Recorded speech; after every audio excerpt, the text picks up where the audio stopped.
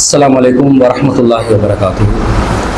إن الحمد لله نحمده ونستعينه ونستغفره ونعوذ بالله من شرور أنفسنا ومن سيئات أعمالنا. من يهده الله فلا مضل له ومن يضلل فلا هادي له. وأشهد أن لا إله إلا الله وحده لا شريك له وأشهد أن محمدا عبده ورسوله. أما بعد. அகிலத்தை படைத்து பரிபாலிக்கக்கூடிய எல்லாம் வல்ல அல்லாஹ்வுக்கே புகழ் அனைத்தும். அல்லாஹ்வின் சத்திய தூதர் எம்முயிரிலும் மேலான கண்மணி நாயகம் ஸல்லல்லாஹு அலைஹி வஸல்லம் அவர்கள் மீதும் அன்னவர்களை பின்பற்றி வாழக்கூடிய அனைத்து முஸ்லிம்கள் மீதும் எல்லாம் வல்ல அல்லாஹ்வின் கருணையும் சாந்தியும் என்னும் நிலவட்டுமாக. அன்பிற்குரிய அல்லாஹ்வின் நல்லடியார்களே, இன்றைய தினம் புனித ரமலானை வரவேற்போம் என்ற தலைப்பின் கீழே ஒரு சிறிய உரையும் அதை தொடர்ந்து கேள்வி பதில் நிகழ்ச்சியும் நாங்கள் நடத்தவிருக்கின்றோம். இந்த ரமலானை பொறுத்தவரையில் நாம் அனைவரும் அறிந்து வைத்திருக்கக்கூடிய ஒரு உண்மைதான், ரமலான் மாதத்தில் தான் அல்லாஹ் ரப்புல் ஆலமீன் திருமறை குர்ஆனை அருளியிருக்கின்றார். ஷஹ்ரு ரமலான் அல்லதி உன்சில ஃபீஹில் குர்ஆன். ரமலான் மாதத்தில் தான் குர்ஆன் அருளப்பட்டது. ஹுதல் லின்னாஸ், அது மனிதர்களுக்கு நேர்வழி காட்டுவதற்காக அருளப்பட்ட ஒரு மார்க்கம். வபையினாத்தின் மினல் ஹுதா வல் ஃபுர்கான், அந்த நேர்வழியையும் அல்லாஹ் ரப்புல் ஆலமீன் தெளிவாக குறிப்பிடுகின்றான். வல் ஃபுர்கான், அசத்தியத்திலிருந்து சத்தியத்தை தெளிவுபடுத்தி காட்டக்கூடிய ஒரு வேதமாக அதை அமைத்திருக்கின்றான். அப்ப இவ்வளவு சிறப்பம்சங்களை கொண்ட இந்த திருமறை குர்ஆன் அருளப்பட்ட மாதம் ரமலான் மாதம். ஃபமன் ஷஹித மின்கும் ஷஹ்ர ஃபல்யசும்ஹு, எனவே அந்த மாதத்தை யார் அடைகிறீர்களோ அவர்கள் அதிலே நோன்பு நோக்க வேண்டும் என்று அல்லாஹ் கட்டளையிடுகின்றான். இந்த ரமலான் மாதத்துல திருக்குர்ஆன் அருளப்பட்டதனால, அந்த திருக்குர்ஆன் மனிதர்களுக்கு வழிகாட்டுவதனால, அது சத்தியத்தை தெளிவாக கூறுவதனால, அந்த சத்தியம் அசத்தியம் என்னன்றதை பிரிச்சு ஒரு கிரைட்டீரியாவாக ஃபுர்கானாக திருக்குர்ஆன் அமைவதனால, அதாவது மூடலாக சொல்லாம இதுதான் சத்தியம் இதுதான் அசத்தியம் என்று பிரிச்சு காட்டும். அதான் ஃபுர்கானுக்கு விளக்கம். இந்த ஃபுர்கானுடைய ஒரு தன்மையை கொண்ட ஒரு குர்ஆனை அல்லாஹ் ரமலான் மாதத்துல அருளினதுனால, அந்த மாதத்தை நீங்க யார் அடைஞ்சாலும் நோன்பு நோட்டுக் கொள்ளுங்க என்று அல்லாஹ் தஆலா சொல்றான். இந்த இடத்துல நாங்க எல்லாரும் இந்த செய்தியை பொதுவாக விளங்கி வச்சிருக்கோம். இந்த வசனத்துல தொடர்ச்சியாக இன்னொரு பகுதி வருது. அது என்ன வருதுன்னு சொன்னா, வமன் கான மரீலன் அவ் அலா சஃபரின் ஃபஇத்தத்தும் மின் அய்யாமின் உஹர். உங்களை யாரு பயணிகளாக இருக்கிறீங்களோ, நோயாளிகளாக இருக்கிறீங்களோ, அவங்க வேறு நாட்கள்ல நீங்க நோன்பு நோட்டுக் கொள்ளுங்க. அதாவது ரமலான் மாதத்துல நோன்பு நோட்பது எல்லாம் கடமைன்னுட்டான். ஆரம்பத்தில் அப்படி ஒரு நிலை இருக்கல்ல. ஆரம்பத்தில் இருந்த நிலைன்னு சொன்னா, குத்திபா அலைக்கும் ஸியாம் கமா குத்திபா அலல்லதீன மின் கப்லிக்கும் லஅல்லக்கும் தத்தகூன். நீங்க உங்களுக்கு முன் சென்றவர்களுக்கு எப்படி நோன்பு கடமையாக்கப்பட்டுச்சோ அந்த மாதிரி நீங்களும் உங்கள் மீதும் நோன்பு கடமையாக்கப்பட்டுள்ளது. லஅல்லக்கும் தத்தகூன், நீங்கள் இரையச்சம் உள்ளவர்களாக ஆக வேண்டும் என்பதற்காக ஐயாமுன் மஅதூதாத் என்று அல்லாஹ் சொல்லி அந்த வசனத்துல தொடர்ச்சியாக வந்து என்ன சொல்றாங்கன்னா, உங்களை யாருக்கு சக்தி இருக்குதோ அவங்க நோன்பு நோட்டு கொள்ளலாம். அதே நேரத்துல சக்தி இருந்தும் நோன்பு நோக்காமல் ஒரு நாளைக்கு ஒரு ஏழைக்கு உணவளிக்கக்கூடிய விதத்தில் நீங்க ஃபிதியா கொடுக்கலாம் என்று அல்லாஹ் சொல்றான். ஆரம்பத்துல நோன்பு எப்படி கடமையாக்கப்படுதுண்டா, நீங்க விரும்பினா நோன்பு பிடிக்கலாம், விரும்பினா அந்த நோன்புக்கு பகரமாக ஒரு ஏழைக்கு உணவளிக்கலாம். இப்படிதான் இருந்துச்சு ஆரம்ப கால சட்டம். ஆனா கடமை குத்திப என்றான்ல, கடமையாக்கப்பட்டுள்ளது என்றான். அப்ப இந்த கடமையாக்கப்பட்ட நோன்பும் எப்படி கடமையாக்கப்படுது, எங்கட ஒரு சாய்ஸ்ல விடப்படுது. நீங்க விரும்பினா சக்தி இருந்தாலும் நோன்பு பிடிங்க, சக்தி இல்லாட்டி பிடிக்க வேணாண்டல, சக்தி இருந்தாலும் நீங்க இன்னொரு நாள்ல என்ன செய்யுங்க, இந்த ஒரு நாளைக்கு ஒரு ஏழைக்கு உணவளிக்கக்கூடிய விதத்துல நீங்க ஃபிதியா கொடுத்தாலும் போதும் தான் என்றெல்லாம் ஆரம்பத்துல வச்சிருக்க. பிறகு அந்த சட்டம் மாறி ரமலான் மாதத்தை அடைந்தாலே நோன்பு நோற்றுதான் ஆகணும், ஃபிதியான்றது கிடையாது. ஒரு நாளைக்கு ஒரு ஏழைக்கு உணவளிக்கணும் என்ற சட்டம் எல்லாம் கிடையாது என்று முழுசா அல்லாஹ் என்ன செய்யறான், மாத்துறான். இப்படி மாத்திட்டு அல்லாஹ் அதுல எப்படி அந்த சலுகை ஆரம்பத்துல நோன்பை கடமையாக்கும் போதே ஒரு சலுகையோட தான் அல்லாஹ் கடமையாக்குறான். பாருங்க, எங்களை எல்லாம் கஷ்டப்படுத்த விரும்பல, பாத்தீங்களா? நோன்பை கடமையாக்குறதுனால எங்களை சிரமப்படுத்திக் கொள்ள கூடாதுன்றது அல்லாஹ் ஒரு சட்டமாக்குறான். ஆரம்ப சட்டமே அப்படிதான் இருக்குது. சரி, ரமலான்ல கடமையாக்கப்பட்ட நிலையிலும் நீங்க ரமலான் அடைஞ்சா நோன்பு நோற்றே ஆகணும் என்று அல்லாஹ் சொல்லக்கூடிய நிலையில கூட அல்லாஹ் எப்படி ஆக்குறான் என்று சொன்னா, வமன் கான மரீலன், அவ் அலா சஃபரின், உங்கள யாரு நோயாளிகளா இருக்கிறீங்களோ அல்லது பயணத்தில் இருக்கிறீங்களோ, ஃபைத்தத்தும் மின் அய்யாமின் உஹர், அவங்க வேற நாட்கள்ல நோன்பு நோட்டுக் கொள்ளுங்கன்றாங்க. அப்ப உங்களுக்கு நோன்புல பயணங்கள் வரும். பயணம் என்றா நரக வேதனை என்றாங்க ரசூல் ஸல்லல்லாஹு அலைஹி வஸல்லம். ரொம்ப சிரமமானது, கஷ்டமானது. இந்த காலத்துல பயணம் மிக மிக சுலபமா தான் இருக்குது. அந்த காலத்துல பயணம் என்றால் நினைச்சும் பார்க்க இயலாது. ஒருத்தன் ஒரு மரணத்தை அடைஞ்சு வார அளவுக்கு ஒரு வேதனை அனுபவிக்கிறோம். அந்த காலத்துல பாலைவனங்கள்ல குறிப்பாக பயணம் செய்வதாக இருந்தா ரொம்ப சிரமப்படுவாங்க.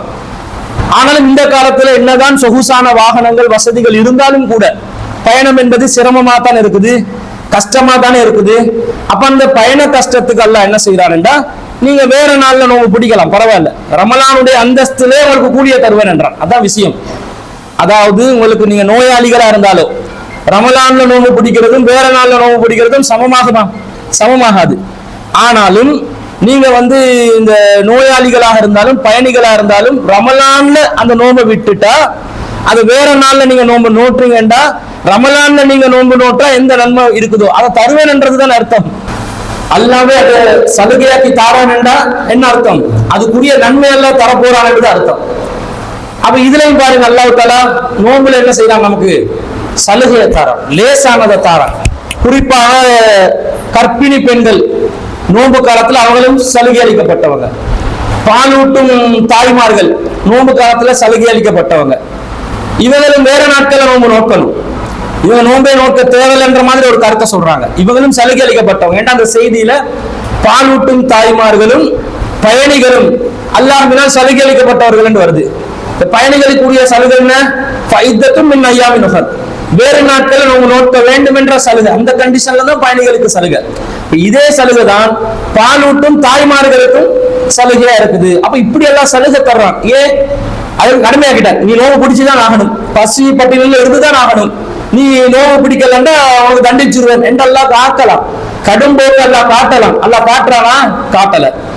தொடர்ச்சியாக அதே வசனத்தில் அல்லாஹ் சொல்றான் பாருங்க, யுரீதுல்லாஹு பிக்குமுல் யுஸ்ர வலா யுரீது பிக்குமுல் உஸ்ர, அல்லாஹ் உங்களுக்கு லேசானதுதான் நாடுறான், சிரமத்தை நாடவில்லை. அல்லாஹ் சொல்லிட்டானே, நாங்க தஃசீர் கொடுத்தது எங்கட விளக்கம் என்ன நினைக்கிறீங்களா? இல்ல, அல்லாஹ்வே பின்னாடி சொல்றான், அல்லாஹ் உங்களுக்கு லேசானதை நாடுறான், சிரமத்தை நாடவில்லை. வலி துக்குமிலுல் இத்தத்தை வலி துகப்பிருல்லாஹ் அலா மா ஹதாக்கும் வல அல்லக்கும் தஷ்குரூன். அதே மாதிரி நீங்க நாட்களை முழுமைப்படுத்த, எண்ணிக்கையை முழுமைப்படுத்த, அல்லாஹ்வை பெருமைப்படுத்த, அல்லாஹ் உங்களுக்கு தந்த வழிகாட்டியத்துக்கு அல்லாஹ்க்கு நீங்க நன்றி செலுத்த நான் இந்த மாதிரி சலுகை எல்லாம் தர்றேன் என்றான் அல்லாஹ். நீங்க அல்லாஹ்க்கு நன்றி செலுத்துற உணர்வோட வாழுவ, அதனால இந்த சலுகையை பெற்றுக்கொள்ளுங்க. அல்லாஹ் நீங்க பெருமைப்படுத்துங்க, நேர்வழி காட்டுறாங்கல்ல, அதுக்கு பெருமைப்படுத்துங்க, அதனால உங்களுக்கு இந்த சலுகையை தர்றேன். நீங்க நாட்களையும் சரியாக எண்ணிக்கொள்ளணும் என்றதுக்காக இப்படி செட்டப் நான் பண்ணி தர்றேன் என்று அல்லாஹ் தஆலா அந்த வணக்கத்தை கூட ஒரு அழகான அற்புதமான மனிதநேயம் நிறைந்த ஒரு இபாதத்தாக அல்லாஹ் ஆக்கி வச்சிருக்கிறான். அப்ப நமக்கு லேசானது அல்லாஹ் வச்சிருக்கிறான். வேறு சமுதாயங்களை பார்த்தீங்கன்னு சொன்னா அவங்க நோன்பு நோட்பாங்க, ஆனா அந்த நோன்பு முழுமை பெற்றதாகவும் இருக்காது. அல்ல அந்த எண்ணிக்கையை முழுமைப்படுத்துறதா சொல்றாங்க. நோன்புல அவனோட முழுமை ஒன்றை காண மாட்டீங்க. விரதம் பண்ணுவாங்க, தண்ணீர் குடிக்கலாம், பால் அருந்தலாம், இப்படி விரதங்கள் இருக்கும். சில விரதங்கள்ல ஒரு நாளைக்கு ஒரு வேளை சாப்பாடு, கொஞ்சம் லேட்டாகி இன்னொரு சில மணித்தியாலங்களை திரும்ப சாப்பிடலாம், இப்படி பல செட்டப்ல வச்சிருப்பாங்க. உங்களுக்கு தெரியும், மரியம் அலைஹிஸ்ஸலாம் மௌன விரதம் இருந்தாங்க. அவங்க கர்ப்பிணியா இருக்கும் பொழுது ஈசா அலைஹிஸ்ஸலாத்தை அவங்க கருவுல சுமக்குறாங்க, எந்த ஆணும் தீண்டாத நிலையில. எப்படி விமர்சனமா போயிட்டு இருக்கும் அந்த சமூகத்துல, கடும் விமர்சனம் பண்ணினாங்க. நீங்க உங்களோட பெற்றோர்கள் எல்லாம் நல்லவங்க, நீங்க தான் இந்த தவறான காரியத்துல ஈடுபட்டீங்கன்னு. ஒமாக்கான உம்முக்கு பகியா, உங்களோட உம்மா தவறான வேலை செய்யறவங்க இல்லையே, விபச்சாரம் இல்லையே, நீங்க என்ன இப்படி செஞ்சு வாரீங்கலாம் கதை கட்டினாங்க, பேசினாங்க. அப்ப அவங்க ரொம்ப தூரமாக ஒதுங்கி இருந்தாங்க. அவங்க குழந்தைய பெத்தெடுத்து வர்றாங்க. இலை அந்த குழந்தைய நோக்கி வரல நீட்டு குழந்தை தான் பதில் கொடுக்குது, நான் அல்லாஹ்வுடைய அடிமை, நான் அற்புதமாக பிறந்தவன், என் மேல அல்லாஹ்வோட சலாம் இருக்குது என்று அந்த குழந்தை பேசுது. ஈசா நபி பிறந்த உடனே பேசுறாங்க. அப்ப இந்த மாதிரி இருந்த மரியம் அலைஹிஸ்ஸலாம் அவர்கள் கருவை சுமந்து கொண்டிருக்கக்கூடிய நேரத்துல ரொம்ப சிரமப்படுறாங்க. அந்த நேரத்தில் அல்லாஹ் சொல்றான், யாராவது கதை காரணம் கட்டுறவங்க எல்லாம் பேசுவாங்க, விமர்சனம் செய்வாங்க, அவங்களோட நீங்க பேசாதீங்க, நீங்க மனிதர்களோட பேசவே கூடாது. இன்சியா, எந்த ஒரு மனிதரோட நீங்க பேசக்கூடாது. நான் அல்லாஹ் இன்னி நதர்துல் ரஹ்மானி சௌமன் என்று சொல்லுங்க, நான் அல்லாஹ்க்கு ஒரு நோன்ப நேர்ச்சை செஞ்சிருக்கிறேன்னு சொல்லுங்க. இந்த நாள்ல எந்த ஒரு மனிதரோட நான் பேச மாட்டேன் என்று சொல்லுங்கன்றான்ல. அப்ப நோன்பா ஆனா பேசக்கூடாதான்.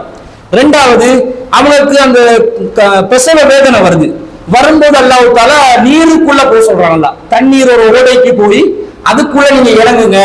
உங்களுக்கு தேவையான கேலரிகள், சாப்பாடுகள், சத்துக்களை பேரித்தம் மரத்துல அதை குலுக்கி நீங்க அந்த கறியை சாப்பிட்டு அந்த சக்தியை பெற்றுக்கொள்ளுங்க.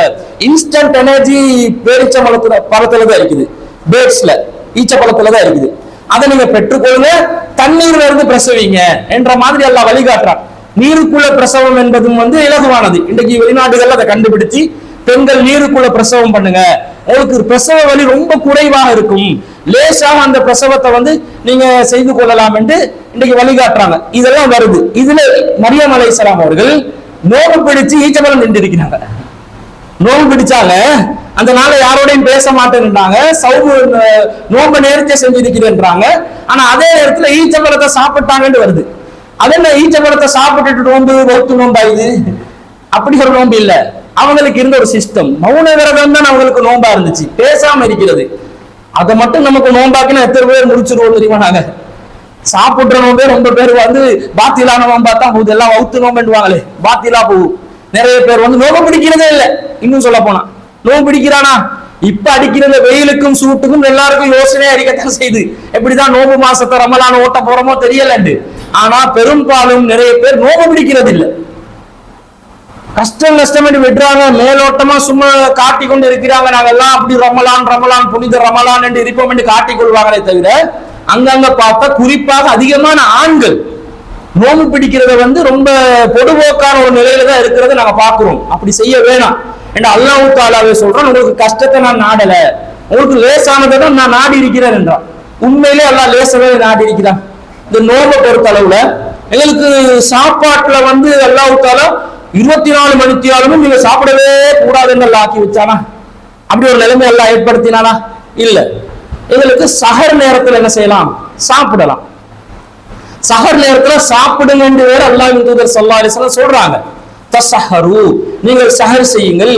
ஃபஇன்ன ஃபிஸ் ஸுஹூரி பரக்கா, சஹர் செய்வதில் பரக்கத் இருக்கின்றது என்று ரசூல் ஸல்லல்லாஹு அலைஹி வஸல்லம் சொல்றாங்க. சஹருடைய உணவில் பரக்கத். என்ன பரக்கத்?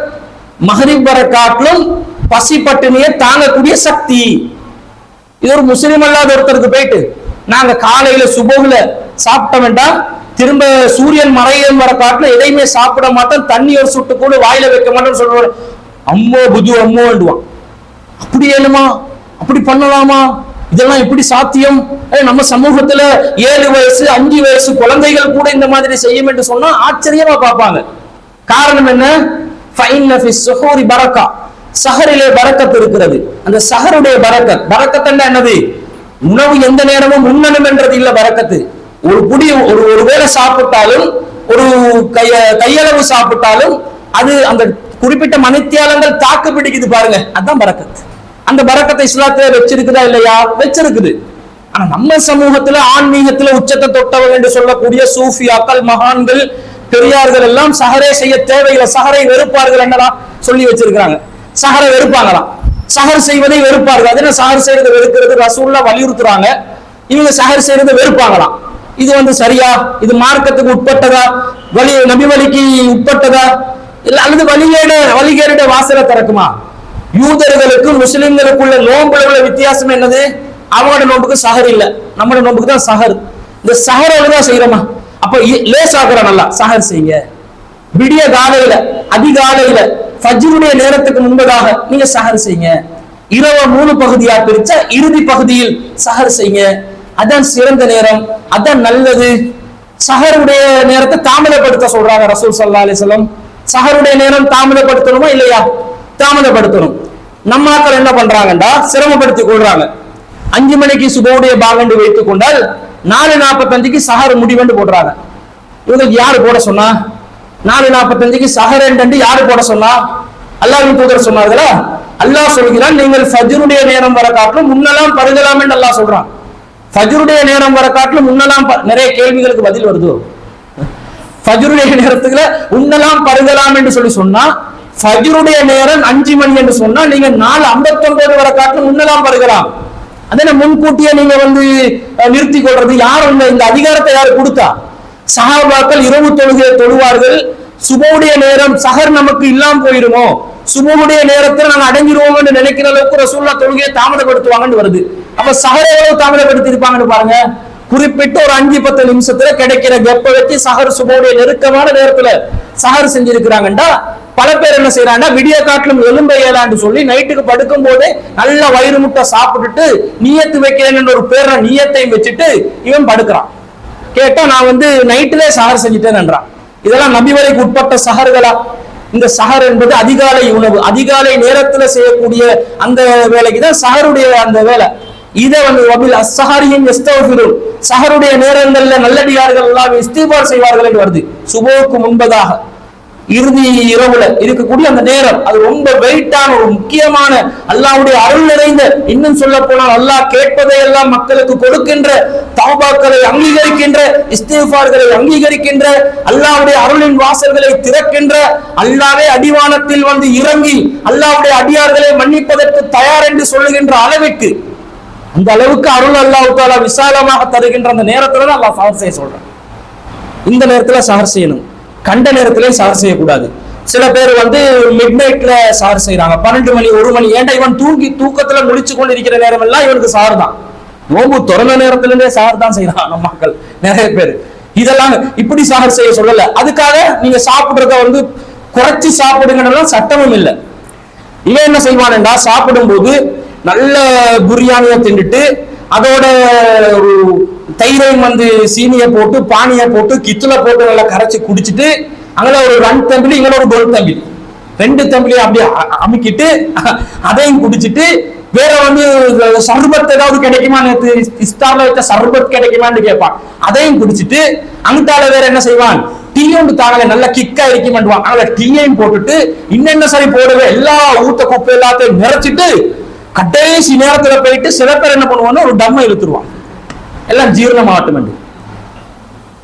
ஹலாலானதை சாப்பிடுறது வர காட்டும் யாருக்கும் புத்தம் சொல்லல. அல்லாவே உண்ணுங்கள் பருகுங்கள் என்றா, சுப நேரம் வர காட்டும் தாராளமாக உண்ணுங்கள் பருகுங்கள். ஆனா பேணுதல் என்ற பேர்ல கொஞ்சம் சாப்பிடுங்கன்றதெல்லாம் கிடையாதுதான். ஹராமானதை எதையும் செய்யாம ஹலாலான முறையில உங்களோட ஆரோக்கியத்தையும் பார்த்து கொண்டு, ஏண்டா அதுக்கு பிறகு கன்ஃபார்மா விடி முடிச்சு காலையில வேலைக்கா போக போறீங்க, அப்படியே திரும்ப தொய்யப்படுத்துங்கன்னு சொன்னா 12 லோகருக்கு தான் உங்களோட மார்னிங் ஸ்டார்ட் ஆகும். அதெல்லாம் பார்த்து ஹெல்த்தை பார்த்து கொண்டு அந்த வேலைகளை செஞ்சு கொள்ளணும். ஆனா சாப்பிடலாம். சஹர் என்ற பேர்ல உங்களை சிரமப்படுத்திக் கொள்ள வேணாம், இத இஸ்லாம் சொல்லுது. அடுத்ததாக மார்க்கம் பாருங்க, இந்த ரமலான் எல்லாம் கடமையாக்கிட்டே உங்களை சிரமப்படுத்தலன்றான். நம்ம மக்கள் சிரமப்படுத்தி கொள்ற மாதிரி பாருங்க. பல்லு தீட்ட மாட்டான், நிறைய பேர் பல்லு விளக்க மாட்டான். இந்த டூத் பேஸ்ட்ல வைக்கிற அந்த இனிப்பெல்லாம் வாய்க்குள்ள போயிடும் அப்படின்டுவான். சரி, டூத் பேஸ்ட்ல இனிப்பு வாயில போகுது, உன வேர்வை வாய்க்குள்ள போச்சு, அதுல உப்பு ருசி வராதா? வரும். இப்ப அப்படியே நோன்பு கலா ஆகிருமா, பாத்தில் ஆகிருமா? தண்ணீருக்கு சுவை இல்லை, ஆனால் தண்ணீரை நீங்க வாயில வைக்கும் போது அந்த தண்ணீருக்கெண்டே உரித்தான ஒரு உணர்வு வருமே, ஒரு சுவை என்று நாங்க நினைக்கிற மாதிரி ஒன்று வருமே, அந்த ஃபீலிங் வந்தா அப்ப நோன்பு பாத்தில் ஆகாதா? காரை கட்டி கார் நீங்க உங்களோட உமிழ் நீர் அதுல உங்களுக்கு ஒரு விதமான சுவையை நீங்க உணர்ந்தீங்கடா, அதோட நோன்பு பாத்தில் ஆகாதா? சுவை என்றால் நீங்க அதை என்ன செய்யக்கூடாது, சுவைச்சு சாப்பிடக்கூடாது. பல்லு விளக்குங்க. ரசூல் ஸல்லல்லாஹு அலைஹி வஸல்லம் அவர்கள் அந்த காலத்துல பல்லு விளக்குறதுக்கு என்ன பயன்படுத்தினாங்க, ஒரு குச்சியை பயன்படுத்தினாங்க. அதுக்கு பேரு மிஸ்வாக் குச்சி என்றாங்க. மிஸ்வாக் என்றால் டூத் பிரஷ் என்று அர்த்தம். டூத் பிரஷ் அதாவது பல் துளக்கும் உபகரணம், பல் துளக்கும் சாதனத்துக்கு பேரு மிஸ்வாக். ரசூலுல்லாஹ் காலத்துல இருந்த பல் துளக்கும் சாதனம் எது, ஒரு குச்சி, மரக்குச்சி. அந்த மரக்குச்சியை வச்சு அதை என்ன செய்வாங்க, பல் துளக்குவாங்க. அந்த மரக்குச்சி தான் இன்றைக்கு பயன்படுத்துற மரக்குச்சி மாதிரி காட்டி ஒரு மிஸ்வாக் குச்சியை காட்டுவாங்க. அதை வச்சு கொள்வோம் ஒரு வாதத்துக்கு. அந்த மிஸ்வாக் குச்சியில ஒரு ருசி வராதா? அதை வாய்க்குள்ள போட்டாலே ஒரு தனியான ருசி ஒன்று வருதா இல்லையா? அப்ப மிஸ்வாக் குச்சியாலே நீங்க என்ன செய்ய முடியாது, பல் துளக்க முடியாது என்றாகும். ஆனால் அதற்கு மாற்றமாக நபிகள் நாயகம் ஸல்லல்லாஹு அலைஹி வஸல்லம் அவர்கள் அதிகமாக பல் துளக்குவார்கள். பொதுவாகவே ரசூலுல்லாஹ் வெளியில போயிட்டு வீட்டுக்கு வந்தாலே முதலாவது செய்யற காரியம் பல் துளக்குறது தான். அது ஒரு நபி வழிங்க, அதை கடைபிடிக்கலாம். வாயை எப்பயுமே சுத்தமாகவே வச்சுக்கொள்வோம். ஏன்னா பல பேரோட நாங்க பேசுறோம் தானே, அப்படி வாயை திறந்தோன்னே அப்படியே மயங்கி விடுற அளவுக்கு இருந்துடக்கூடாது எதிர்த்தரப்புல இருக்கிறவன். வாயை திறந்தா மயங்கி விழுந்துருவான், கையை தூக்கினா மயங்கி விழுந்துருவான். இந்த அளவுக்கு எல்லாம் நம்ம நல்ல ஒரு தூய்மையான நிலையில இருக்கணும். நம்மளை பார்க்கும்போது இவங்க கரெக்டா தூய்மை ஈமான் பாதி, அத்துஹூர் சத்ருல் ஈமான், தூய்மை ஈமானின் பாதி என்றுவாங்க. வாயை திறந்தோம்னா அடுத்தவன் மயங்கி விழுவானுண்டா என்ன தூய்மை? ரசூல் ஸல்லல்லாஹு அலைஹி வஸல்லம் வீட்டுக்குள்ள நுழைந்தாலே செய்யக்கூடிய எங்க போனாலும் வீட்டுக்குள்ள நுழைந்தோடனே பல் துலக்குவாங்க. ஒவ்வொரு உணவின் போதும் பல் துலக்குவாங்க, ஒவ்வொரு தொழுகையின் போதும் பல் துலக்குவாங்க, கிடைக்கிற நேரமெல்லாம் பல் துலக்குவாங்க. ரமலான் அதிகமா பல் துலக்குவாங்க. மிஸ்வாக் குச்சிட அந்த அந்த ருசி, அதுல வெளிப்படக்கூடிய அந்த ருசி வாய்க்குள்ள படுமா இல்லையா, நாக்குல படுமா இல்லையா? ருசியை உணர்ந்தாலே நாங்க எங்க ரமலான் நோன்பு பாத்தில் ஆகிறோம் என்று சொன்னா ரசூல் ஸல்லல்லாஹு அலைஹி வஸல்லம் பல் துலக்கி இருக்க மாட்டாங்க. பல் துலக்குங்க. நோன்பாளியுடைய வாயிலிருந்து வரக்கூடிய மனம் கஸ்தூரியை விட சிறந்தது என்று அல்லாஹ்விடத்தில் கஸ்தூரியை விட சிறந்தது. மனிதர்களிடத்துல அந்த வாடையை அடிக்கத்தான் செய்யும். அது கஸ்தூரியை விட சிறந்தது என்று வாங்க கஸ்தூரி வாசத்தை தாரன்னு ஹாண்டு வாயை வச்சிருமா, வாயை திறந்து கொடுக்க. ஏன் அந்த கஸ்தூரி யார் இடத்தில்? அல்லாஹ்விடத்தில் அதுக்கு தனித்தன்மை அல்லாஹ் கொடுப்பான். மனிதர்களிடத்துல வளமையான அந்த வயிற்று எம்டியா இருக்கும் போது வயிறு என்ன செய்யும்? காத்தை வெளிப்படுத்துறதுக்கு பார்க்கும். அந்த பல வடிவங்கள்ல காத்து வெளியாகும். வாய் வழியாக வரக்கூடிய அந்த கேஸும் கூட ஒரு விதமான வாடையோட தான் வரும். அது நம்முடைய உடல் அமைப்பு. இதை பார்க்கலாம். இதுல சிரமப்படுத்திக் கொள்ளாதீங்க. அடுத்தது, நீங்க நோன்பு நேரத்துல தண்ணியே பயன்படுத்தக்கூடாது, உழுவ தவிரன்னுவாங்க. நீங்க குளிக்கவே கூடாது பகல் நேரத்துல. நோன்பு காலத்துல இரவு நேரத்துல மட்டும் குளிங்கன்னுவாங்க. அது இரவு நேரத்துல மட்டும் குளிக்கிறது ஏன்னா, பகல் நேரத்தில் நீங்கள் குளித்தால் உங்களுடைய உடம்பிலே தசைகளில் துவாரங்கள் இருக்கின்றன.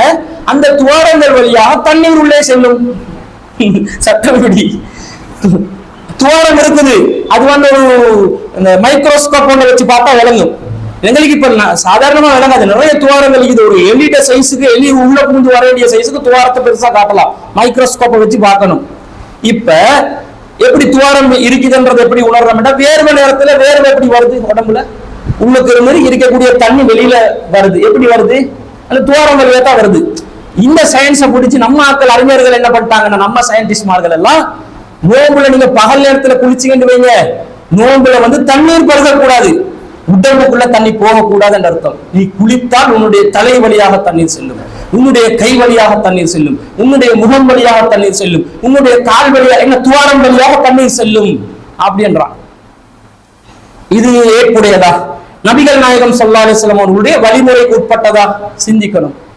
துவாரம் வழியாக தண்ணீர் செல்வதை இஸ்லாம் தடுக்கல, வாய் வழியாக தண்ணீர் செல்வதை தான் தடுக்கிறது. நீங்கள் உண்ணக்கூடாது, பருகக்கூடாது. பருகக்கூடாது என்று சொன்னா, இப்ப நாங்க மூக்கால தண்ணி அனுப்பி கொள்றோம், நல்ல தண்ணி குடிச்ச ஃபீலிங் வருமா? இப்ப தண்ணி பழமையா குடிச்சாலே ஃபீலிங் வருது இல்ல, தாகம் போகுது இல்ல. இந்த அடிக்கிற வெயிலுக்கு எவ்வளவுதான் தண்ணி குடிச்சாலும் இந்த உணர்வு வருது இல்ல. அதுக்காக இந்த நாள்ல நோம்புல பால்ல தண்ணி குடிக்கலாம் என்று இல்ல.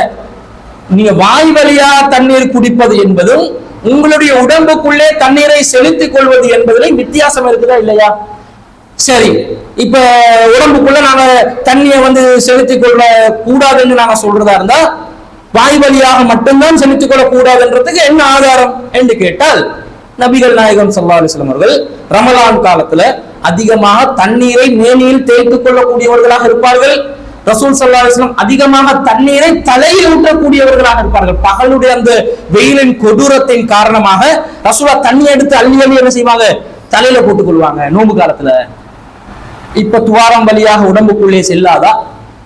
உழு பண்றீங்க, 5 நேரம் தொழணும் நோம்புல, உழு செய்யும், உங்களுக்கு சுபகுல் ஒரு அசரு வருது, மூணு வக்து தொழுகை வருது, அதுல நீங்க உழு செய்யும் போது உங்க துவாரம் வழியாக அப்ப தண்ணீர் செல்லாதோ? செல்லும். அப்ப அது மார்க்கத்துல தடுக்கப்பட்டுச்சா? இல்ல. எது தடுக்கப்படுது? தண்ணீரை வாய்க்குள்ளால் அனுப்புறது. அதுக்காக அப்படியேண்டா ஒரு இன்ஜெக்ஷன் வழியாக குளுக்கோஸ் இறக்கி கொள்ளலாமான்னு கேட்கக்கூடாது. சேலைனை ஏற்றுக்கொள்ள வாய் வழியா தானே போகல, சேலைன் வழியாக ஒரு சேலைனை போட்டுக்கொண்ட நோம்பு பிடிக்கிறோம், சேலைனை ஏற்றுக்கொள்றோம், ஃபிட்டா இருப்போம். இது கூடாது. ஏன் கூடாது? செலுத்தி கொள்றதா இருந்தா என்ன செலுத்த, எதுக்கு சேலைன் போட்டீங்க? இப்ப நீங்க நோயாளியா இருக்கிறீங்க, நோயாளிக்கு நோம்பு கடமையா? இப்ப ரமலான்ல வேற நாள்ல பிடி, முதல்ல வேற நாள்ல பிடிச்சுக்கோ. ரெண்டாவது, சேலைனை நீ போடுற இன்ஜெக்ஷன் எல்லாத்துலயும் என்ன இருக்குதுன்னா குளுக்கோஸ் இருக்குது.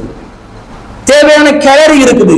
உணவுடைய இறுதி சத்து என்னது? குளுக்கோஸ் தான். நீங்க என்ன மாங்காவை சாப்பிட்டாலும் தேங்காவை சாப்பிட்டாலும் எதை திண்டாலும் கடைசியில வந்து அதை அரைஞ்சி ரத்தம் எதை எடுக்கும்? மாங்காடை வந்து சதையை எடுத்து கொண்டு போமா ஹார்ட்டுக்கு? இல்ல, அதுல வரக்கூடிய விட்டமின் எடுக்கும், புரோட்டீன் எடுக்கும், கால்சியம் எடுக்கும், மெக்னீசியம் எடுக்கும். மூலப்பொருட்களை எடுத்து அந்த மூலப்பொருள் எந்தெந்த பகுதிக்கு எது தேவையோ ரத்தம் அப்படியே எடுத்துக்கொண்டு போகும். ஒரு கோட்டி, ஒரு ரயில், ஒரு புகை ரதம் மாதிரி அப்படியே எடுத்து போயிட்டு மரதான ஸ்டேஷன் கிட்ட வரும். உதாரணத்துக்காக குடல் கிட்ட வரும். குடல்ல ஏதோ ஒரு புண்ணு இருக்குது, சரி செய்வதற்கு இந்த கால்சியம் இந்த இடத்துக்கு தேவைப்படுதோ அதை கொஞ்சம் கொடுக்கும். இந்த 25 கிராம் கால்சியம் போட்டு சரி செஞ்சுக்கோ அப்படின்ட்டு அடுத்ததாக கிட்னி வலிக்கு போகும்.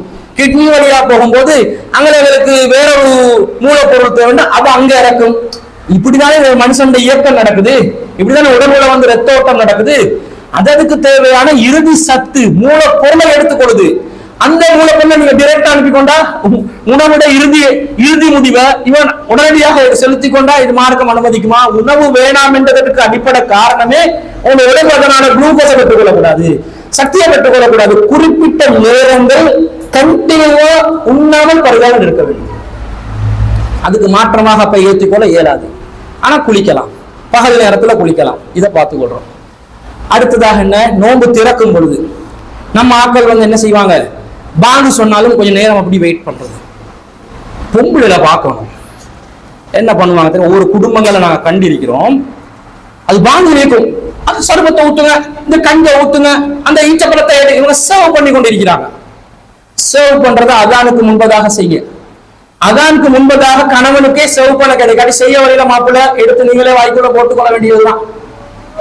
ஏனென்றால் ரசூல் ஸல்லல்லாஹு அலைஹி வஸல்லம் சொல்றாங்க, நோன்பு திறப்பதை யார் தாமதப்படுத்துகிறார்களோ அவர்கள் நன்மையில் நீடிக்க மாட்டார்கள். நோன்பு திறப்பதை அவசரப்படுத்த சொல்றாங்க. அதுல என்ன காட்டணும்? நாங்க இபாதத் செய்யறோம், நாங்க அல்லாஹ்வுடைய அடிமை என்றதுதான் இபாதத்துல வெளிப்படுத்தணும். நோன்பு பிடிப்பது நமக்கு கஷ்டம்தான். அல்லாஹ் சொன்ன ஒரே காரணத்துக்காக உண்ணாமல் பருகாமல் ஹலாலான மனைவியை விட்டு விலகி இருக்கிறோம் என்ற உணர்வை காட்டணும். எப்ப பாங்குட அல்லாஹு அக்பர் என்று கேட்குதோ அப்பவே என்ன செஞ்சிடணும்? ஈச்சப்பழம் வாய்க்குள்ள போயிடணும், கொட்டையை வெளியே எடுத்துடணும், இல்லாட்டி அங்களே உசுறு போயிட்டுறணும். அப்ப இந்த வேலை அவசரமா செய்யணும். அதுக்காக நோம்பு 6:23 திறக்கணும் என்று இருக்குது. 22 அவன் போனுக்கு ரிங்கிங் டோன்ல அல்லாஹு அக்பர் வந்துட்டு வாயில போட்டுற கூடாது. அதுல கவனமா இருக்கணும். நீங்க ஒரு சபையில இருந்து நோன்பு திறக்கிறதா இருந்தா ஒருத்தரை வச்சு வாங்க சொல்ல வச்சு தராங்க, அப்ப லேசா இருக்கும். அப்ப உலகம் யாருடைய அதான் மூலமா நாங்க நோன்பு திறக்கணும் என்று அவசரமா திறக்கணும். இது எல்லாத்தையும் பண்ணிட்டு அங்க லா இலாஹ இல்லல்லாஹ் வரும்போது போடுறாங்க பிஸ்மில்லாஹ்னு என்ன செய்யறாங்க? நோன்பு திறக்கிறாங்க. தாமதத்தை காட்டக்கூடாது. இப்ப சில நாடுகள் என்ன பண்றாங்கன்னா பேணுதல் என்ற காரணத்துல ஒரு 5 நிமிஷம் லேட் பண்றாங்க. மக்ரிபுடைய நேரம் என்பது சூரியன் மறையும் நேரம். சூரியன் மறையும் நேரம் 6:20 என்றா அதுதான் மக்ரிப் நேரம்.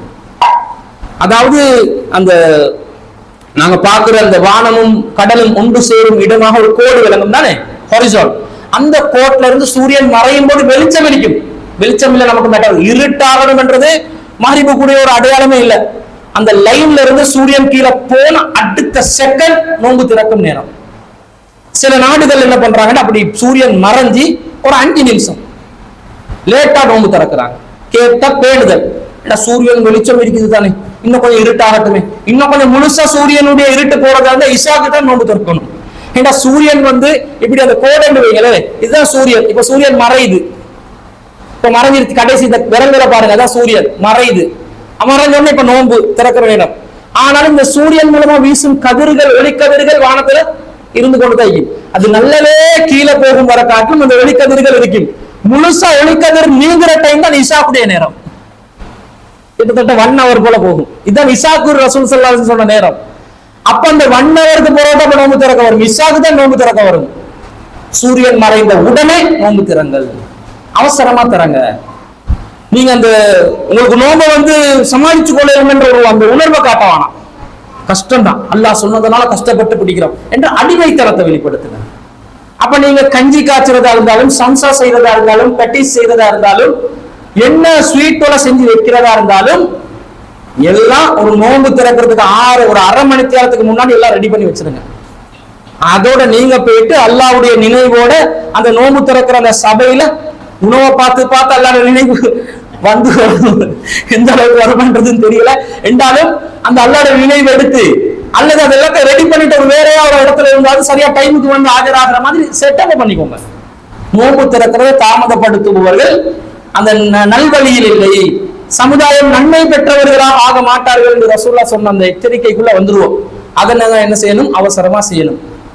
இறுதியாக நம்ம அதை சிரமப்படுத்திக் கொள்றோம். இந்த ரமலான்ல இரவு தொழுகன்னு தொழுவாங்க பாருங்க. இரவு தொழுகன்னு சொன்னா பொதுவா ரமலான் மாதத்துல நமக்கு தொழுகை கடமையாக்கப்பட்டிருக்குது. ரமலான் அல்லாத காலங்கள்ல எந்த தொழுகை கடமை அது மட்டும்தான். ஆயிஷா ரலியல்லாஹு அன்ஹா கிட்ட கேட்கிறாங்க, ஒரு தாபி ஒருத்தர் கேட்கிறார், கைஃப கானத் ஸலாத்து ரசூலில்லாஹி ஸல்லல்லாஹு அலைஹி வஸல்லம் ஃபீ ரமலான், ரமலான் மாதத்தில் அல்லாஹ்வின் தூதருடைய தொழுகை எவ்வாறு இருந்தது? அப்ப அவங்க சொல்றாங்க, ஆயிஷா நபி சொல்றாங்க, மா கான யஸீது ரசூலுல்லாஹி ஸல்லல்லாஹு அலைஹி வஸல்லம் ஃபீ ரமலான வலா ஃபீ கைரிஹி அலா 11 ரகா. ரசூல் ஸல்லல்லாஹு அலைஹி வஸல்லம் அவர்கள் ரமலான் மாதத்திலும் ரமலான் அல்லாத மாதங்களிலும் 11 ரக்காத்துகளுக்கு கூடுதலா தொழுததே இல்லை. அப்ப ரமலான் மாதத்துல தனியா சிறப்பா ஒரு தொழுகை இருக்குதா? இல்ல. ரமலான் மாதத்திலையும் உள்ள தொழுகை இரவு தொழுகலாம், ரமலான் அல்லாத மாதத்தில் உள்ள தொழுகை இரவு தொழுகலாம். ரமலான் அல்லாத மாதத்துல இரவு தொழுகைக்கு நாங்க என்ன சொல்லுவோம்? தஹஜ்ஜுத் தொழுகை என்று சொல்லுவோம், கியாமுல் லைல் என்று சொல்லுவோம், வித்ர் என்று சொல்லுவோம். இதே தொழுகை தான் ரமலான்ல இருக்குது. வித்ர் என்றா இரவு தொழுகையை ஒற்றைப்படையா தொழுவது, தஹஜ்ஜுத் என்றா தூங்கிட்டு எழும்பி தொழுவது, கியாமுல் லைல் நின்று கொண்டு தொழுவது, ஸலாத்துல் லைல் என்றா இரவு தொழுகை. இதை எல்லாமே ஒரே தொழுகையிட பல பேர்கள், ஒரே தொழுகை தான். இரவு தொழுகை என்பது 11 ரக்காத்துகள், ஒற்றைப்படை 11 வருது, ஒற்றைப்படை ஒன்று இரவோட இஷாக்கு பிறகிலிருந்து ஆரம்பிக்கலாம், சுபஹ் ரக்காத்தும் தொழலாம், தூங்கி விழிச்சிட்டும் தொழலாம், தூங்குறதுக்கு முன்னாடி பாதி தொழுது தூங்கின பின்னாடி பாதியும் தொழலாம். இதுதான் இரவு தொழுகை. இது மொத்த எண்ணிக்கை என்னது? இன்னொரு செய்தியில வருது, ரசூல் ஸல்லல்லாஹு அலைஹி வஸல்லம் அவர்கள் இஷா தொழுகைக்கு பிறகிலிருந்து சுபஹ் வரைக்கும் 11 ரக்காத் தொழுவார்கள். இன்னொரு செய்தியில வருது, ரசூல் ஸல்லல்லாஹு அலைஹி வஸல்லம் தன்னுடைய மனைவி மைமுனா ரலியல்லாஹு அன்ஹா அவர்களுடைய வீட்டுல 13 ரக்காத்துகள் தொழுதுதான் வருது. அதிகமான எண்ணிக்கை 13 என்று வருது. இந்த 13 தாண்டி இரவு தொழுகை வந்தது கிடையாது. அப்ப ரமலான் மாசத்துலயும் அதே 13 தான், ரமலான் அல்லாத காலங்களே அதே 13 தான், ரமலான்ல அதே 11 தான், ரமலான் அல்லாதல அதே 11 தான். நம்ம ஆட்கள் என்ன பண்றாங்க? கியாமுல் லைல் என்பது தனி தொழுகை, அது 11 ரக்காத்து தான். ஆனா தராவி என்று சொல்லி ரமலான்ல சிறப்பான ஒரு தொழுகை இருக்குது என்று 23 ரக்காத் தொழுறாங்க. தராவி என்று சொன்னா தர்வியத்துன் என்று சொன்ன ஓய்வு எடுப்பது. தராவி என்றா பல ஓய்வுகளை கொண்ட தொழுகை. அது 20 ரக்காத் தொழணும். 2 ரக்காத்துக்கு இடையில ஓய்வு எடுப்பாங்க. அந்த ஓய்வை வந்து 2 நிமிஷம் கொடுக்கவும் மாட்டான், கொஞ்ச நேரம் இருந்துட்டு திரும்பி எழுப்பிடுவான். அந்த ஓய்வு கொடுக்கணும் என்றதுக்காக தராவி என்ற ஒரு சொல் வந்துச்சு. இந்த தராவி என்ற சொல் குர்ஆன்லயும் எங்கேயும் இடம்பெறல, ஹதீஸ்லயும் எங்கேயும் இடம்பெறல. அப்ப இந்த சொல்லே இடம்பெறல. இந்த சொல்லே வந்து இமாம்கள் தான் கொடுக்குறாங்க. இப்படி ஒரு செய்தி வருது, ரசூல் ஸல்லல்லாஹு அலைஹி வஸல்லம் ரமலான்ல ஒரு சிறப்பு தொழுகையா சில செய்திகள் வருது. அது 20 ரக்காத்துகளை கொண்டதுனால, நீண்ட இடைவெளிகள் கொடுப்பதனால அதுக்கு தராவி என்று பேரெண்டு போடுறாங்க. சில இமாம்கள் தன்னுடைய கிதாபுகள்ல ஹதீஸ் கிரந்தங்கள்ல தராவி தொழுகை என்று சொல்லி தலைப்பு வச்சிருக்கிறாங்க. அவங்க தலைப்பு வச்சதுனால அது இஸ்லாத்துல தொழுகையாகுமா? ரசூல் ஸல்லல்லாஹு அலைஹி வஸல்லம் சொல்லி இருக்கிறது சொல்லல. இமாம்கள் எடுத்து காட்டுற சில செய்திகள்ல கூட தராவி 20 ரக்காத் என்று சொல்லக்கூடிய செய்திகள் பலவீனமான செய்திகளை வைத்து அமல் செய்யலாமா என்றது ஒரு கேள்வி. இதுல சுன்னத் ஜமாத்துக்கும் தௌஹீத் ஜமாத்துக்கும் உள்ள வித்தியாசம் என்னன்னு சொன்னா, சுன்னத் ஜமாத்துல உள்ளவங்க சொல்லுவாங்க பலவீனமான செய்திகளை வைத்து அமல் செய்யலாம் என்றுவாங்க. செய்தியிலே பலவீனம் இருக்குது, அதாவது ரசூலுல்லாஹி ஸல்லல்லாஹு அலைஹி வஸல்லம் அவர்கள் சொன்னார்களா, செய்தார்களா, அங்கீகரித்தார்களான்றது கேள்விக்குறி, சந்தேகம் என்று அர்த்தம். நம்பகத்தன்மை அறிவிக்கக்கூடிய அறிவிப்பாளர்கிட்ட நம்பகத்தன்மையில பிரச்சனை, அவருடைய அறிவிப்புல பிரச்சனை, அவருடைய வயசுல பிரச்சனை, அவருடைய தன்மைகள்ல பிரச்சனை. பொய்யர்கள் அல்ல, பொய்யர்களா இருந்தா பின்பற்றக்கூடாது என்றுவாங்க. ஆனா சில பலவீனங்கள், ஒருவேளை ரசூலா செஞ்சும் இருக்கலாம், செய்யாமலும் இருக்கலாம் என்றதுக்கான சந்தேகத்துல உச்சகட்டம். ஏனென்றா ரசூலா செஞ்சிருந்தாங்கன்ற வேற விஷயம், செய்யாமட்டா நாங்க செய்யாததை செஞ்சா வித்வத் ஆகிடும். அப்ப சந்தேகத்தை விட்டு விலக வேண்டும் என்பதுதான் இஸ்லாத்துடைய அடிப்படை. ரசூலா சொல்றாங்க, ஹலாலும் பையனும் ஹராமும் பையனும், ஹலாலும் தெளிவானது ஹராமும் தெளிவானது, ரெண்டுக்கும் இடையில ஷரத்துகள் இருக்கும். அது வந்து நீங்க என்ன செஞ்சிடாதீங்கடா, அதை சந்தேகமானதை பின்பற்றாதீங்க. நீங்க வந்து ஒரு ஆடை வந்து ஒருத்தர் ஒரு என்னது இலை கொலைகளை சாப்பிடுவதற்காக மேய்வதற்காக ஒருவர் விடுகிறார். அது வந்து வேலி ஓரத்துல வந்து மேயுது, ரசூலுல்லாஹ் சொல்றாங்க கிரவுண்டுல போட்டா நடுவுல போயிட்டு மெய். அது என்ன வேலி ஓரத்துக்கு அடுத்தவண்ட வேலையில மேய்ஞ்சா சட்ட பிரச்சனை வந்துருமா இல்லையா? உரிமை பிரச்சனை வந்துருமா இல்லையா? ஹராம் பிரச்சனை வந்துருமா இல்லையா? அனுமதி இல்லாம போயிருந்தேன். அடுத்தவண்ட காலையில நம்ம ஆடு போயிட்டு மேய்ஞ்சா அப்ப ரசூலுல்லாஹ் சொல்றாங்க வேலியில போயிட்டு என்ன செய்யாது, மேய போவாது. என்ன நடக்கும்? அடுத்தவண்ட வேலையை தாண்டிடுவாய். ரசூலுல்லாஹ் சொல்றாங்க எவன் தன்னுடைய மார்க்கத்தையும் மானத்தையும் பாதுகாக்க நினைக்கிறார்களோ அவர்கள் சந்தேகமானதை விட்டு விலக வேண்டும். ரசூலுல்லாஹ் செய்தார்களா சொன்னார்களா அங்கீகரித்தார்களா என்று சந்தேகத்துக்குரியதாக இருந்தால் மார்க்கத்தையும் மானத்தையும் பாதுகாக்க நினைப்பவர்கள் அதை விட்டு விலக வேண்டும். அப்ப பலவீனமான செய்திகளை வச்சு செய்யக்கூடாது. ஆனா இவங்க அந்த செய்தியை வச்சு 20 ரக்காத்து தொழுவாங்க பாருங்க ரமலான்ல. உடரட்டம் எனக்கு சீக்கிரகாமி தும்ரியதாது எக்ஸ்பிரஸ் கோச்சி அல்லாஹ் அக்பர் அல்லாஹ் அக்பர் சல்லல்லாஹு அலைஹி வஸல்லம் அல்லாஹ் அக்பர் அஸ்ஸலாமு அலைக்கும் வரஹ்மத்துல்லாஹி அஸ்ஸலாமு அலைக்கும் வரஹ்மத்துல்லாஹ். என்ன ஓதி ரெண்டும் தெரியாது, என்ன நின்றதும் தெரியாது. சில சுஜூதுக்கு போயிட்டு இருக்க மாட்டான். ஒரு சுஜூதுல அல்லாஹ் அக்பர் என்றான். இவன் அப்பதான் முதுவர்க்கத்தோட ராகத்தை சுஜூத் செய்ய போனா அவன் அடுத்த ரக்காத்துக்கு நின்றுவான். எந்த அல்லாஹ் அக்பருக்கு இப்ப நான் இருக்கிறேன்னு விளங்காது, கன்ஃபியூஸ்ட் இருப்பான். நான் 2 சுஜூத் பண்ணினேனா ஒரு சுஜூத் பண்ணினேனா இப்ப நான் கியாமுக்கு போகணுமா ருக்குவுக்கு போகணுமா அவனுக்கு விளங்காது. இப்படி வேகமா போடுறாங்க. இதெல்லாம் ஒரு தொழுகை முறையா? தொழுகைலாம் நிறுத்தி நிதானமா தொழணும். ஒருத்தர் வர்ற ரசூலோட காலத்துல அப்படியே சீக்கிரமா தொழுறாரு. ரசூலுல்லாஹ் சொல்றாங்க நீ தொழவேல போயிட்டு தொழு என்றாங்க. அவர் போறாரு, திரும்ப அதே மாதிரி தான் தொழுறாரு வேகமா. ரசூலுல்லாஹ் சொல்றாங்க மீண்டும் நீ தொழவில்லை போயிட்டு தொழு. திரும்ப தொழுதுட்டு வர்றாரு. ரசூலுல்லாஹ் நீ தொழல தொழு. அல்லாஹ்வின் தூதரே அல்லாஹ் மீது ஆணையாக இதுக்காக எனக்கு எப்படி தொழணும் என்று தெரியாது, தயவு செஞ்சு சொல்லித்தாங்கன்றாங்க. ரசூலுல்லாஹ் சொல்றாங்க தொழுகை என்பது அல்லாஹ்வோட செய்த உரையாடல், நிறுத்தி நிதானமாக செய்ய வேண்டும். கியாம்ல நின்றால் நீ நிறுத்தி உன்னுடைய உறுப்புகள் அமைதி பெறச் செய். நான் ஒரு இடத்துல நின்றோம்னா கொஞ்ச நேரம் இருக்கணும், உறுப்புகள் அமைதி பெறச் செய்யணும். அதாவது அந்த ராகத்தை உற்றணும் கொஞ்ச நேரம். அதுல ஓத வேண்டியது ஓது, ருக்கு செய். அதுல ஓத வேண்டியது ஓது, நிறுத்து, நிதானமா இரு. திரும்ப நடுநிலைக்கு வா, திரும்ப நீ சுஜூதுக்கு செல்.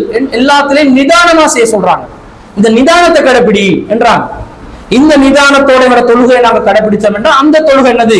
நல்ல தொழுகை, குவாலிட்டியான தொழுகை. எண்ணிக்கையை விட குவான்டிட்டியை விட குவாலிட்டி நல்லா இருக்கணும். குவான்டிட்டி அல்லாஹ்வின் தூதர் சொன்ன குவான்டிட்டிக்குள்ள வரணும். நம்மாக்கள் கை நிறைய கனவை விட்டே வச்சுக்கொள்ளுங்க சரி வருமா? நிறைய இருக்குது, சின்னதா இருக்கும், நிறைய இருக்கும். கனவை விட்டே வச்சு என்ன செய்ய? ஒன்றும் பண்ண இயலாது. அது சாணம் ஒன்றுக்கும் யூஸ் ஆகாது. மாட்டு சாணமா இருந்தா சரி எங்களுக்கு போறதுக்கு சரி யூஸ் ஆகும், கம்போஸ்ட் பண்ணி எடுக்கலாம். இது ஒண்ணுக்கும் உதவாது. அப்ப கை நிறைய கழுத விட்ட சரி வராது. குவாலிட்டியை பாருங்க, குவான்டிட்டியை பார்க்காதீங்க. ரசூலுல்லாஹ் சொன்ன குவான்டிட்டியை பாருங்க என்ற அளவுக்கு தொழுகையை நாங்க நிதானமா தொழணும். அடுத்தது இந்த ரமலான் தொழுகையில நாங்க ஃபஜ்ர், நாங்க கியாம்ல நின்று தொழுகிறோம், இரவு தொழுகை தொழுகிறோம். நாங்க இரவுல ஓதுற குர்ஆன்கள் நமக்கு மறுமையில ஃபஜ்ருடைய குர்ஆன் நமக்கு சாட்சி சொல்லும் என்று வருது. அதிகாலையில் ஓதக்கூடிய குர்ஆன் நமக்கு மறுமையில சாட்சி சொல்லும் என்று வருது. அப்ப நாங்க அழகான முறையில் நம்முடைய தொழுகைகளை செஞ்சு கொள்ளணும். இவங்க வேகமா தொழுற இந்த தொழுகை எல்லாம் நம்மளை சிரமப்படுத்தி கொள்ற வேலை. இதுல இன்னும் தஸ்பீஹ் தொழுகை என்ற பேர்ல இன்னும் பல தொழுகைகளோட பேர்ல 300 தஸ்பீஹாத்துகள் வரணும், நாங்க நிறைய அமல் செய்யணும் என்று சொல்றாங்க. இதெல்லாம் பலவீனமான செய்திகள். இந்த மாதிரி தொழுகைகள் இஸ்லாத்துல இல்லாத தொழுகைகளை நாங்க தொழாம உள்ள தொழுகையை பக்குவமா தொழக்கூடியதாக இந்த ரமலானை நாங்க நாம சிரமப்படுத்திக் கொள்ளாம அல்லாஹ் நமக்கு லேசானதா தர்றான், அதை லேசானதாகவே ஆக்கி கொண்டு நாமளே வருத்தி கொள்ளாமல் இந்த ரமலான நோன்பை நாங்க அழகான நோன்பாக, பக்குவமான நோன்பாக, சரியான நோன்பாக நாங்கள் ஆக்கிக் கொள்ள வேண்டும். அப்படிப்பட்ட ஒரு நோன்பு பிடிச்சா அது நமக்கும் திருப்தியா இருக்கும், மறுமையிலும் நமக்கு அது கூலி தரக்கூடியதாக இருக்கும் என்பதை கூறிக்கொண்டு விடைபெறுகிறது. வாஹிரு தவானா அல்ஹம்துலில்லாஹி ரப்பில் ஆலமீன். 2வது பகுதி கேள்வி பதில்.